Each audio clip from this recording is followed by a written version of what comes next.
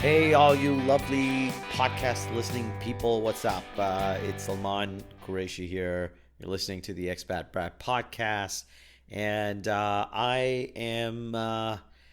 been working hard, people. It's summer, it's August, it's 1 week in, and I've already had one show canceled. Get this, yeah. I live in Dubai, and it's August, and it's hot everywhere, not just here now, everywhere. And I had a show cancel because of a rainstorm in Dubai. It's crazy, right? Like, I don't even, just saying it out loud now sounds silly.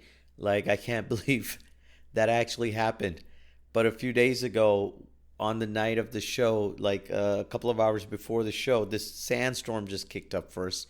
It had been a little dusty for a couple of days, and then, well, yeah, like around the afternoon, a little later, the sandstorm gets worse, and then it turns into rain, right? Like there's a rainstorm happening in Dubai in August.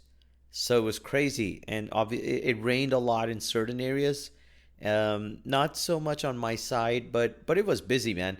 And so a lot of tables canceled initially. A lot of the audience members canceled, and then we got worried about people, actually the safety of people, because we were just getting reports about it being bad. I don't live too far from the venue that I was supposed to do this show in. But yeah, at the end, they made the call and they said, we're going to cancel the show because we just don't want to be responsible for people having accidents on the way to a comedy show. Is laughter not worth it? Would they have shown up, and would we have carried on the show if the lineup was full of celebrity comics, right?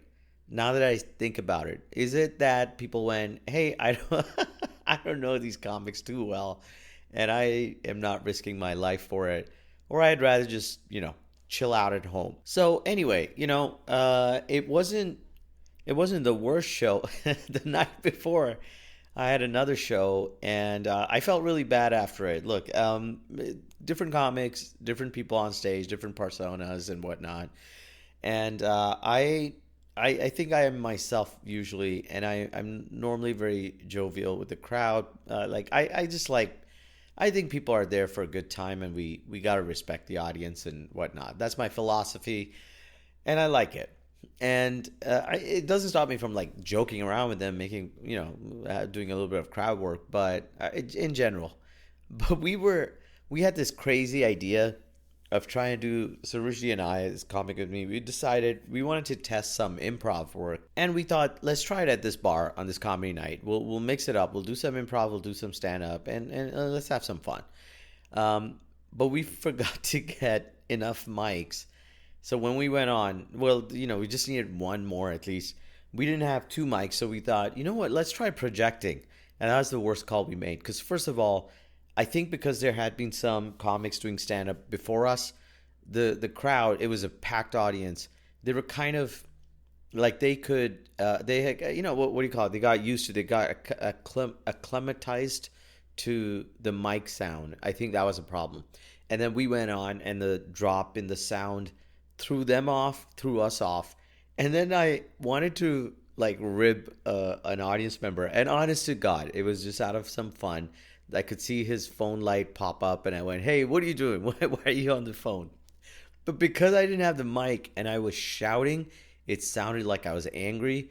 I thought about it, hit me later that I must have come across as some angry person screaming at this guy in the audience for using their phone. And I thought, just later, I just thought, oh my God, that must have come off so bad. And then I checked in with Rushdie, and he went, yeah, I did. It came across a little aggressive. And I went, what a bad move. And I was really annoyed because I don't know who he is, but if they accidentally ever heard my podcast and it was you, then I apologize. That wasn't my intention. You're allowed to, I don't care if you're using your phone, man. Just, as long as you don't take like a loud call during the show. Have I ever had that happen? I'm sure I'm sure I faced it somewhere. Yeah, I'm pretty 100% sure. I can't remember right now, but I have a strong feeling that something like that has happened to me in the past, and that's where I draw the line. So, so yeah, it just felt bad, and yeah, it's a show. It's a show. Um, but I've been very stressed and busy. I thought, being alone, I would have like chilled out a bit more without my family here. But I've actually been more stressed. First of all, I'm missing them like crazy, and then on top of this, I'm just sitting around. So I go. I'm supposed to go to Beirut, Lebanon, on August 20, the end of August. Okay, 23rd, 24th, something like that. And so I go for their visa. I have to go to their consulate and apply for their visa. And this isn't against Lebanon. It's a general experience I've had with all the countries in this region, apart from the UAE, I suppose, and Saudi because now it's online. And it's this that like they just they just don't know how to be nice to people. Actually, scratch that. I've had to apply for the US and stuff like that too. And generally, just everyone at the embassy are really like, just complete like morons about it. Like, not moron, like stupid. Some of them are stupid. A lot of it is just like aggressive. And it's like, listen, I want to visit your country. I'm not, you can look at my track record, but you can assume I'm a nice person, or just be courteous. I don't know. Like, just be nice to the person. Are they all trained to be like that? Maybe. The Lebanon was special too, I went in, I'm trying to talk to the lady, and she's just, she's one of those, if you live in Dubai, she's one of those like fresh out of plastic surgery school. Not school, sorry, hospital, like like freshly done lips, and and just like really aggressive plastic surgery stuff done, right? And I don't hold that against people, but I'm just trying to paint a picture because she's painted a picture on her face. Anywho, I go up and I'm like, hey, I need to apply. And she looks through. And first of all, this is really cool, funny. She tells me, you can't, I took papers about me working for myself and my salary, what I pay, blah, blah, blah, that I have to do for visas. And she goes, no, your sponsor is your wife here. And because I'm on, Sarah got her golden visa in the UAE, and then I went under it because I was just like, makes sense. Now we have 10-year visas here. But she goes, your wife is a sponsor. You need an NOC from her to fly. And I was like, wow, this is what it feels like as a like patriarchy reversed. So then I had to go out and get a letter with her signature printed on because she's not in town, and come back with that, right? So this is the whole trip. It's hot outside. I made the mistake of thinking the typing center is like a 7-minute walk, and I just, I don't know why I did it. It wasn't 7 minutes, and it was also like further. The one I thought that was marked on the Google Maps thing didn't exist, and so I had to walk a little further. And it's, this August heat, worst move ever, right? So I go back and forth to get these papers done. I come back. She goes, hey, you haven't filled the visa application form, which isn't on their website, right? There's no mention of it on their website. So I'm like, cool. Sit down. I fill it up, and she goes, so I go, hey, do I need to get another token? It's empty mostly, but this girl, I'm like, do you need me to get another token? She says, no. Just sit down. I'll call you. I sit down. A few people come and go, and I'm thinking, I'm like, trying to catch her eye. She's like not looking at me, or just looks and then goes back to her work. And I ask again. I'm like, I'm sorry. I just want to make sure. Do you want me to get another fresh token? Because now I'm in a. What's the situation? Because I don't have anything, right? She just says no. Kind of doesn't really answer. Sits me down again. So I walk up to the token machine, take one out. Then my token comes up next. I walk up. So this is the kind of stuff I'm going through at this embassy, right? At this consulate. So I give, and this isn't the first time. This isn't the worst. Was just fresh on my mind. So I give her the token, and I give her the papers, and then she's like, "You have to pay." and they don't have change. They don't accept credit card, like, they don't accept online payment or digital payment, and they don't carry change. Apparently, that's a thing with some consulates. She's like, I don't have change. You have to give me the exact amount. So then I had to go back outside again. And this is a consulate area. So I thought, oh my God, am I going to walk again? I'm like, no. So I took the car this time. It's still hot. I lose my parking space next to the consulate, obviously. And I walk around. I purchase something in a supermarket, come back and pay her the exact change. And then it's all done. This 5-minute thing could have been like, it should have taken 5 minutes, this whole process. It took me almost a little more than 2 hours to do this whole running around. And this is the frustration of people with visas and stuff and whatnot. And then they won't accept stuff on email, because there was another guy applying and he said, I've been to Beirut before, and the last time you guys accepted some papers through email. She's like, no, you have to bring it in hard copy. We've changed it. So I don't know what happened, but this is what they're doing now. And you have to go back in a few days to collect your passport in person. There's no option to get it couriered and stuff. And I just look at all this and I'm like, look, tourism makes you money, man. So if you wanted to invest in anything, and it doesn't require a huge investment. All it requires is like to put someone else here who will just be nice enough and be more open and helpful, right? That's all. It's a service industry. That's what it is. It's a service industry. You're getting people to come to your country to spend some money, and it's good for your economy. All right. So I don't know why people have this issue. Anywho, it's done. Tomorrow I go pick it up. Hopefully it's stamped. Hopefully they won't hear this podcast and reject my visa based on my complaint here. Oh, that would be terrible. That would be the worst thing that could happen to me. Because anyway. You know what else I've been doing? I've been clearing up ants. Like, there's been an ant invasion in the house, and it is such a big problem because it's just like an invasion of your personal space, right? Like they're like moving around your living space. I feel invaded and uncomfortable in my own home, right? When I don't want to socialize, I mean ants as well, right? So there's been some problem around the area, and I've been seeing it like steadily increasing inside the apartment as well. And I went, okay, I got to clear this up. So I tried sprays, I tried powder, and none of that was working. And I'm like, what's going on, man? Because now I'm worried about property damage, like something's happening. I'm worried about the food around the house, well, not around the house, but you know what I mean, right? I don't know what these ants might do. What if I turn out to have some allergy? What if my kid comes back and they have some issue with these ants? And God knows, right? So hygiene as well, right? Like I'm a very I'm creeped out by I'm obsessive about cleanliness and stuff. All right, so all of this is going on in my head. And I'm thinking what to do, right? Like there's basically like a tiny army somewhere, like hidden, like they're walking around, they're spying on you. It's just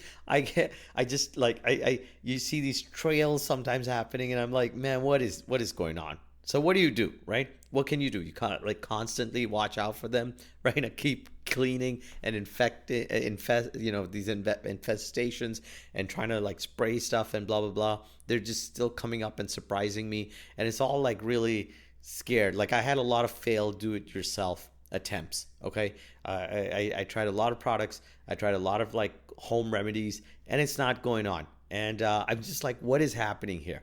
Okay. So I have to say thanks to my brother and his wife. They told us they were having the same thing. They live like 15-20 minutes from my place. And that's what I mean. Like I've been hearing about it from a lot of places. And we started sealing up all the cracks all over the house with this silicone gun. You get this silicone glue thing, like a tube, and you attach it to the silicone gun, and then you just go around squirting this clear gel silicone into any crack around the house. And I thought to myself, that sounds good. Maybe it's that. Maybe I gotta, like block up stuff. So I borrow the gun from them. I go off to Ace Hardware. I pick up these silicone clear guns. Always is like simple in your head. Then you go to the store and you're like, oh no, I don't know if this is the right thing I'm picking up. I panic those that way all the time. But I finally picked it. I was like, I think this is the right thing. And luckily it was, right? So I come home And my sister-in-law, she did warn me, but obviously in my head I'm like, nah, I'll probably be quick. She warned me that it takes up a lot of time. I didn't think through. I go and I start, and then it's a project. All right, it's like this huge project. I'm doing this for like an hour and a half to almost 2 hours, moving furniture around, finding these cracks, and I start sealing the hell up. It's messy. It's a little bit messy. I'm also like suddenly cleaning and clearing up stuff as well. I'm like, why is this stuff in the house for so long? Throwing out. It's amazing how much garbage just piles up in your home. All right. So I'm done. Takes all this time. And you know what? It's been the biggest factor in killing off these ants. I'm so happy about this. Like, I touch wood. I don't want to jinx myself, but I haven't been seeing ants now. And I think that was the real solution to it. So after I'd done it all, I kind of like found this one space, that one little crack that was left, and that's where some ants were coming. I'm like, yeah, it is the cracks. So after I sealed that one, it was pretty much goodbye ants, and I've been really smug about it. But like I said, touch wood, like I don't want to find out they're starting to come out again, or some, I don't know, crack comes loose or something, or they dig through somewhere again. Like, how did these cracks show up, man? Is it poor construction, or these ants are like bulldozing their way through? I don't know what's going on. But anyway, it's done. And it made me go, it made me think, I'm just glad, I'm just glad like ants are not on the list of people, like on the Vogue people going, ants have rights. Some new group of activists emerge, and they're like fighting for the rights of ants, and they're organizing protests against ant extermination and trying to promote ant friendly policies, save the ants, save the world kind of stuff. I'd be like, oh my god, this will be terrible. Like, you just go around, have ant friendly restaurants, have ant protection laws, like just all kind of crazy stuff that will probably go on, like ant sanctuary cities. Cities where the residents are encouraged to live in harmony with ants and report any ant extermination activities. This would probably be followed up with ant-loving celebrities, right? There's always some celebrity who wants to jump on the trend, so they'll start posting pictures on social media of themselves, like surrounded by ants, and claiming they have a newfound appreciation for the insect world. Oh man, that would be cool. There's also, you know what? What else would be cool? I might make, if that kind of stuff happens, I'm just going to become an ant whisperer, right? So I'll be like a self-proclaimed ant whisperer. I'll gain some popularity. I'll claim to have a special connection with ants and understand their needs and desires. That's how I'll I'll make money.